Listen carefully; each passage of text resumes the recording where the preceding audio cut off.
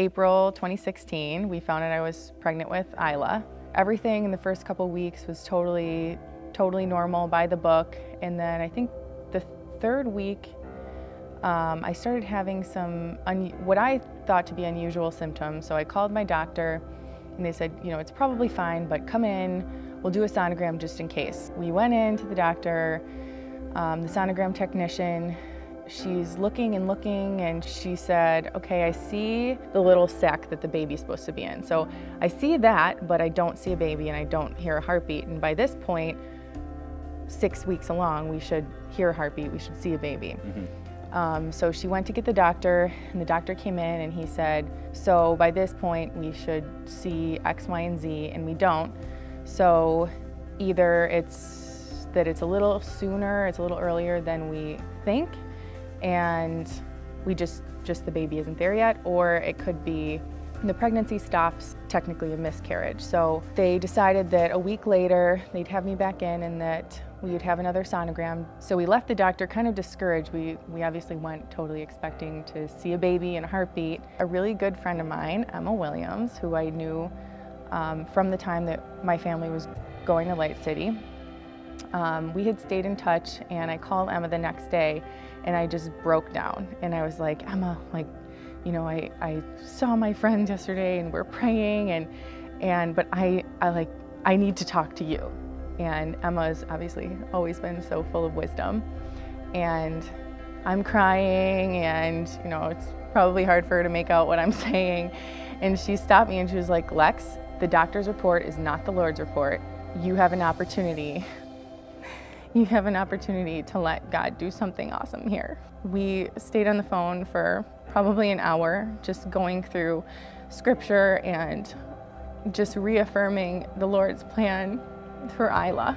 She said, have the Lord show you a scripture for her. And the Lord gave me Luke 1:45, and it's, blessed is she that has believed that what the Lord has said to her would be accomplished. And I knew that the Lord said, this child is yours. Mm-hmm. So I had my scripture. I set a timer in my phone to every hour affirm the scripture, affirm the scripture, affirm the scripture, and just know that this baby was ours and she was safe and the enemy couldn't touch her.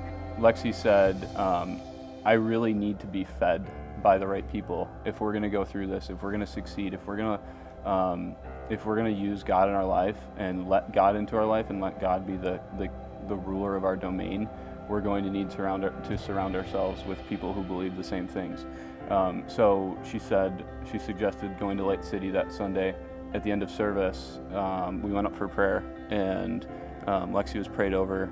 Isla was prayed over. Of course, at the time, we didn't know her name was Isla, or it was she. But basically, we claimed victory over the situation. We just clung to those words. We clung to the wisdom we received that day. We went in a week later for the sonogram, and sure enough, just like the Lord promised, mm-hmm.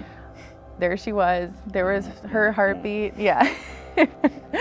And I was like ready to jump off the table and just start singing praises. And I'm sure the sonogram technician would have thought I was crazy, but we were just overjoyed. And then eventually we got pregnant again, this time with Ada, our second baby. And we had already been through the whole pregnancy with Isla, and because we had seen what God can do, it was automatic. This one was perfect. There wasn't going to be any hiccups, no scares, no nothing, no doubt. Until around 32 weeks, I started having contractions. So again, call the doctor.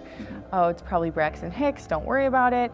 A couple hours go by and it's getting worse, and I ended up going into labor, giving birth to Ada at 32 weeks. She came with no issues, and they just said, okay, she's gonna stay here for a little while she, her lungs get stronger and she learns to eat and everything.